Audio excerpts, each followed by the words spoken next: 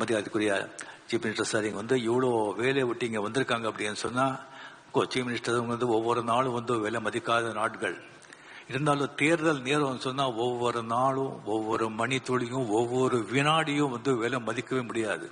அந்த மாதிரி இருந்து கூட அது எல்லாத்தையும் விட்டுட்டு இங்கே வந்திருக்காங்க சொன்னால் நீங்கள் வந்திருக்கிறதுனால ஒரு 100 ஓட்டு ஒரு ஜாஸ்தி கிடைக்காது. பட் இருந்தால் கூட அவர் இங்கே வந்திருக்காங்க சொன்னால் அது சரவணன் சாரோட எந்த மாதிரி வாழ்ந்திருக்காங்க எடுத்துக்காட்டு. அட் த சேம் டைம் நம்ம மரியாதைக்குரிய நம்ம சிஎம் அவர்களுக்கு என்ன மாதிரி ஒரு பண்பு கொண்டவர், ஒரு உயர்ந்த உள்ளவங்கிறதுக்கு ஒரு எடுத்துக்காட்டு. மக்களை வணக்கம். நான் உங்கள் கோடங்கி. ஏவிஎம் சரவணனுடைய நினைவஞ்சலி கூட்டம் சென்னையில் நடந்துச்சு. இந்த நிகழ்வில் தமிழ் சினிமாவுடைய சூப்பர் ஸ்டார் ரஜினிகாந்த், அப்புறம் உலகநாயகன் கமலஹாசன், தமிழ்நாடு முதலமைச்சர் முத்துவேல் கருணாநிதி ஸ்டாலின் உட்பட திரை ஆளுமைகள், திரைப்பிரபலங்கள் எல்லாருமே கலந்துக்கிட்டாங்க. பெருவாரியான மக்கள் அதில் கலந்துக்கிட்டாங்க. ஏவிஎம் சரவணன் எல்லாருக்கும், சினிமாவில் இருக்கிற எல்லாருக்கும் ஏவிஎம் சரவணன் தெரியும்.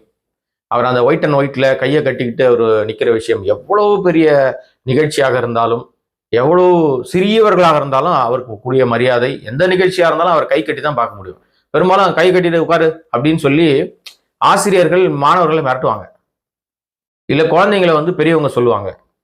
கை கட்டுவதுன்றது ஒரு பணிவினுடைய தன்மை. ஆனா இவரை பார்த்த உடனே அந்த பணிவு நமக்கு வந்துடும். அவர் கை கட்டிட்டு இருக்கும்போது நம்ம பக்கத்துல நிக்கிறோம்னா ஒரு பணிவு நமக்கு வந்துடும் ஆட்டோமேட்டிக்கா. அங்கிருந்து அப்படியே டிராவல் ஆகி நம்ம கிட்ட வந்துடும். அந்த மாதிரி ரொம்ப அன்பான மனிதர். நிறைய பார்த்துருக்கோம், பேசியிருக்கோம், பழகியிருக்கோம். ரொம்ப நல்ல மனிதர். அவருடைய நினைவஞ்சலி கூட்டம் இன்னைக்கு. அதுல எல்லா அரசியல் தலைவர்கள் பிளஸ் முதலமைச்சர், அப்புறம் திரை ஆளுமைகள்லாம் வந்தாங்க இல்லையா. அதுல ரஜினிகாந்துடைய பேச்சு தான் ஹார்ட், ரொம்ப ஒரு எமோஷ்னல். ஹார்ட்னு சொல்றதை விட எமோஷ்னலான ஸ்பீச்சு. ரொம்ப நெகிழ்ச்சியா அவர் ரொம்ப ஃபீல், ஒரு மனுஷனுக்குள்ள எவ்வளவு பெரிய அழுத்தமும் ஒரு சோகமோ, ஐயோ நம்ம நேசிக்கிறவங்களாம் நம்ம விட்டு போயிட்டே இருக்காங்களே அப்படின்ற மாதிரியான ஒரு எண்ணமோ அவருக்கு வந்ததுனாலதான் அந்த பேச்சின் முடிக்கும் போது அவர் ரொம்ப எமோஷனலா அப்படியே நின்றுட்டார். அவர் ஆக்சுவலா சொல்ல வந்த சாராம்சம், அந்த பேச்சு நீங்க இணையத்துல போய் பார்த்துக்கலாம். ஆனா அந்த பேச்சு ஏன் நம்ம பார்வையாளருக்கு நம்ம சொல்லணும் அப்படின்னு நினைச்சோம்னா, இதுதான் ரஜினிகாந்துடைய இயல்பு. அவர் ஒரு நிகழ்ச்சிக்கு போனார்னா அந்த நமக்கு உதவி செய்தவர்கள், இப்ப ரஜினிகாந்த் அவர் மறைஞ்சிட்டார், யாரு நம்ம ஏவிஎம் சரவணன் இறந்து போயிட்டாருன்னு தகவல் கிடைச்ச உடனே ஓடி வந்துட்டார். ஓடி வரார், நின்றுட்டார். அங்க எல்லா நிகழ்வுகளும் முடிகிற வரைக்கும் இருந்தார். பெரும்பாலும் பாத்தீங்கன்னா இந்த மாதிரி இந்த இறுதி அஞ்சலி நிகழ்வுகள்ல அல்லது மரண நிகழ்வுகள்லாம் ரஜினிகாந்த் வந்தாருன்னு மாலை போட்டார், கிளம்பி போயிடுவார், இருக்க மாட்டார். சிவாஜி கணேசனுக்கு கூடவே இருந்தார். சிவாஜி கணேசனுடைய இறுதி நிகழ்வு அவர் அந்த வண்டியில ஏறி போனது, நிறைய விஷயங்களை நம்ம பார்க்க. ஏன்னா அந்த அளவுக்கு சில பேரை அவர் ரொம்ப மானசீக விஷயங்களாக அவர் பாவித்த ஒரு விஷயத்துல ஏவிஎம் சரவணன் மிக முக்கியமானவர். அது அவரே சொன்னார். எனக்கு ரொம்ப பிடிச்சவங்க, நான் எனக்கு என்னுடைய வாழ்க்கையில வெல்விஷஸா இருக்கிற நிறைய நபர்களை நான் எனக்கு ஆலோசனையா இருந்தவங்க, ஆசான்களா இருந்தவங்க, நிறைய என்னுடைய எல்லா கஷ்ட துக்க நேரங்கள்ல உதவி பண்ணவங்க, உதவி கூட இருந்தவங்க, இவங்கள ஏவிஎம் சரவணன் மிக முக்கியமானவர். அது மாதிரி எனக்கு கலைஞர் கருணாநிதி மிக முக்கியமானவர் அப்படின்னு பல பேர் அவர் சொன்னார். அப்படி சொல்லும் போது பாத்தீங்கன்னா அவர் சொன்ன விஷயம் என்னன்னா, ஏவிஎம் சரவணன் எனக்கு ஒரு விஷயத்த சொல்லி கொடுத்தாரு. என்ன சொல்லி கொடுத்தாருன்னா, எல்லா நேரங்களிலும் பிரிஸ்கா இருக்கணும். வயசாயிடுச்சுன்றதை மட்டும் நீங்க மைண்ட்ல ஏத்திக்காதீங்க. உங்களுடைய தொழில நீங்க தொழிலை செய்து கொண்டே இருங்க. ரஜினிகாந்துக்கு என்ன தொழில் தெரியும்? நடிப்பு தான் தெரியும். நடிப்பு தான் அவருடைய தொழில். அப்போ நீங்க உங்களுடைய மன மகிழ்ச்சியாக உங்க உடலை ஆரோக்கியமா வச்சுக்கணும், உங்க மைண்டை ஃப்ரீயா வச்சுக்கணும், நீங்க ரிலாக்ஸா இருக்கணும் அப்படின்னா ஒரே வழி உங்களுடைய தொழிலை விடாமல் செய்யறது. டைம் கிடைக்கலோ வருஷத்துக்கு ஒரு படமாவது பண்ணிருங்க அப்படின்னு சொல்லி அவர் சொன்ன அந்த விஷயத்தை இன்று வரை கடைபிடிக்கிறேன். அதான் இந்த நான் பிரிஸ்கா இருக்கிறதுக்கான ரகசியம். அவர் என்கிட்ட சொல்லிட்டு போன விஷயம். அதை நான் கடைசி வரை கடைபிடிக்கிறேன். அதனாலதான் தொடர்ந்து ஆண்டுக்கு ஆண்டு நான் படம் பண்றதுக்கு ரீசன் அதுதான் அப்படின்னு. படம் நான் இதுதான் கடைசி படம்னு சொல்லிட்டு அதுக்கப்புறம் எத்தனையோ படங்க, ரஜினியோட கடைசி படம் இதான்னு நிறைய சொல்லுவாங்க. ஆனா வரிசையா மனுஷன் அடிச்சு நவுத்தி வந்துட்டே இருக்காரு. 173 அறிவிப்பு வந்துடுச்சு, அதுக்கப்புறம் 174 இருக்கு, 175 இருக்கு அப்படின்னு போயிட்டே இருக்காரு. அப்ப யோசிச்சு பாருங்களேன், அவருடைய அந்த ஆழ் மனசுல நம்மை வளர்த்தவர்கள், நமக்கு உதவியவர்கள், நமக்கு உறுதுணையாக இந்த துறையில நமக்கு உதவி புரிந்த எல்லாருக்கும் நம்மளால நாம இருக்கும் காலத்துல நம்ம நிறைய விஷயத்தை செஞ்சிடணுன்றத ரொம்ப தீவிரமாக அழுத்தமாக உணர்த்துகிற விஷயமா தான் இருக்காரு. அப்ப பேசும்போது இன்னொன்னு சொன்னார். அதாவது அவருடைய ஒரு படத்தை வந்து எடுக்கலாம் அப்படின்னு சொல்லி முடிவு பண்ணும்போது ஏவிஎம்க்குனே ஒரு ஆஸ்தான இயக்குனர் வச்சிருப்பாங்க, எஸ்பி முத்துராமன். அவர் தான் ஏவிஎம்மோட ஆஸ்தான இயக்குனர். அவரை வச்சுதான் படம் பண்ணணும் அப்படின்னும் போது இல்ல எனக்கு வேற ஒரு இயக்குனர் கதை வச்சிருக்காரு, அந்த கதையை வேணா கொடுத்துட சொல்லுங்க, நம்ம இவர் இல்லாம பண்ண முடியாது அப்படின்னு சொல்லி அது தாமதமாக இருந்த நேரத்துல அந்த எஸ்பி முத்துராமனே போய் ஏவிஎம் சரவணன்கிட்ட பேசி இல்ல வேற இயக்குனர் நீங்க படம் பண்ணுங்க, நீங்க தயாரிங்க, அவர் ரஜினிகாந்த் நடிக்கட்டும், அந்த இயக்குனர் படம் பண்ணட்டும் அப்படின்னு சொல்லி ஒரு படத்தை எடுத்தாங்க. அந்த அளவுக்கு வந்து ஏவிஎம் நிறுவனத்தின் மீதும் ஏவிஎம்காக உழைத்தவர்கள் மீது ஏவிஎம் நிறுவனமும் ஏவிஎம் சரவணனும் அவ்வளவு பெரிய மதிப்பு மரியாதை வைத்திருப்பாங்கன்னா அவருக்கு ஒரு பெரிய புகழஞ்சலியும் செலுத்தினார். அதோடு மட்டும் இல்லாம அந்த விழாவுக்கு அந்த நிகழ்ச்சிக்கு நினைவஞ்சல் நிகழ்ச்சிக்கு முதலமைச்சர் மு.க. ஸ்டாலின் வந்து அவர் தான் படத்தை திறந்து வச்சார்.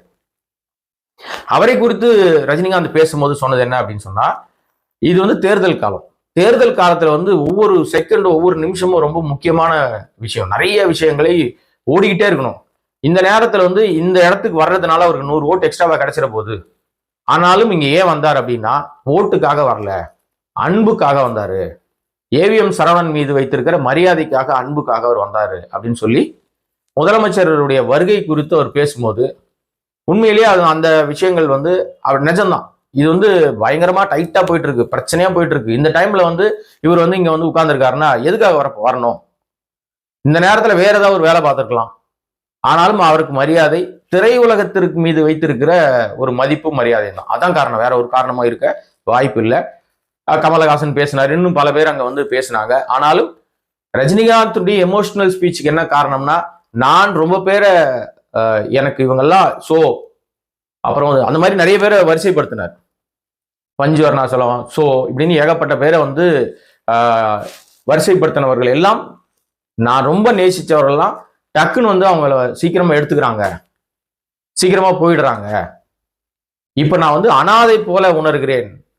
அது ரொம்ப எமோஷனலான வார்த்தை. அதுக்காக தான் இந்த வீடியோவே நான் போட்டேன். ஆக்சுவலா நான் வந்து வீடியோ இருக்கு, நீங்க பாத்துக்க போறீங்க. இதுக்கு ஒரு வீடியோ தேவையா அப்படின்னா, உண்மையிலேயே வந்து ரஜினிகாந்தினுடைய இயல்பான பேச்சு, அதுல எங்கேயும் போலித்தனம் இல்லை, அதுல எங்கேயும் வந்து ஒரு நடிப்பு இல்லை.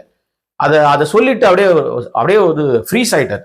நீங்க அந்த வீடியோ பாத்தீங்கன்னா தெரியும் உங்களுக்கு, அப்படியே ஃப்ரீஸ் ஆயிட்டார். அதுக்கப்புறம் மேற்கொண்டு அவரால் பேச முடியல. ரெஸ்ட் இன் பீஸ் அப்படின்னு சொல்லிட்டு நல்ல மனிதர் அப்படின்னு சொல்லிட்டு போய் உட்கார்ந்துட்டார்.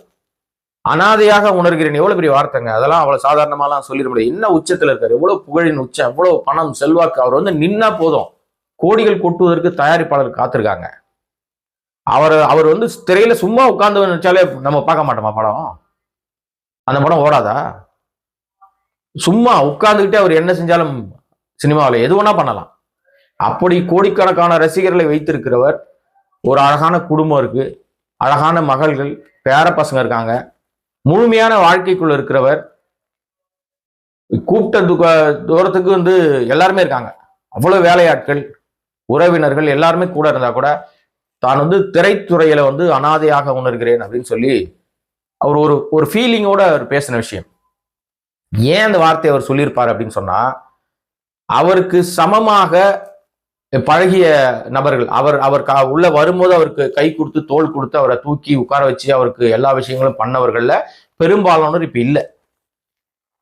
நட்பாக அவரோட சமகாலத்துல வந்தவர்களே கமலஹாசன் இன்னும் ஒரு சிலர் மட்டும்தான் இருக்காங்க, பாக்கி எல்லாம் இல்லை. அப்ப ஒருத்தரா விலகி போறாங்க, உலகத்தை விட்டு போயிட்டே இருக்காங்க.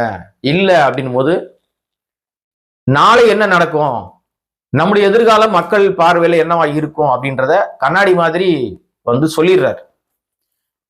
நிதர்சனம் என்பது நம்ம செய்யற விஷயம்தான், அது திரும்ப நமக்கே எப்படி திரும்ப கிடைக்கும் அப்படின்றது தான் இந்த பேச்சினுடைய சாராம்சமா நான் புரிஞ்சுக்கிட்டேன். அதனால கூடுமான வரைக்கும் நாம இருக்கிற காலத்துல நம்மால் என்ன முடியுமோ அதை எல்லாம் செய்து வைத்து விட்டால் அது நம்மை குறித்து பின்னாடி பேசப்படும். இப்ப ஏவிஎம் சரவணன் குறித்து அல்லது ஏவிஎம் மேயப்ப செட்டியார் குறித்து, இல்லைன்னா வந்து மற்றவர்கள் அவர் சொன்ன மற்றவர்கள் கருணாநிதி குறித்து, சோ குறித்து, பஞ்சு அருணாசலம் குறித்து, இவர்கள் எல்லாத்தையும் குறித்து இப்ப நம்ம என்ன பேசுறோம்னா அவர்கள் செய்து வைத்த விஷயங்கள், அவங்க விட்டுட்டு போன விஷயங்களை குறித்து நம்ம பேசுறோம். அது மாதிரி வந்து நாம் நிறைய விஷயத்த செய்யணும்ன்றது தான் இந்த பேச்சினுடைய சாராம்சமா நான் புரிஞ்சுக்கிட்டேன். நீங்க என்ன புரிஞ்சுக்கிட்டீங்கன்னு எனக்கு தெரியல. வேறொரு சந்தர்ப்பத்துல வேறொரு வீடியோல மீண்டும் உங்களை சந்திக்கிறேன். சப்ஸ்கிரைப் பண்ணாமல் பார்த்துட்டு இருக்கிற அன்பு நண்பர்கள் சப்ஸ்கிரைப் பண்ணிட்டு பார்த்தீங்கன்னா இந்த சேனலுடைய வளர்ச்சிக்கு மிக பிரயோஜனமாக இருக்கும். வணக்கம்.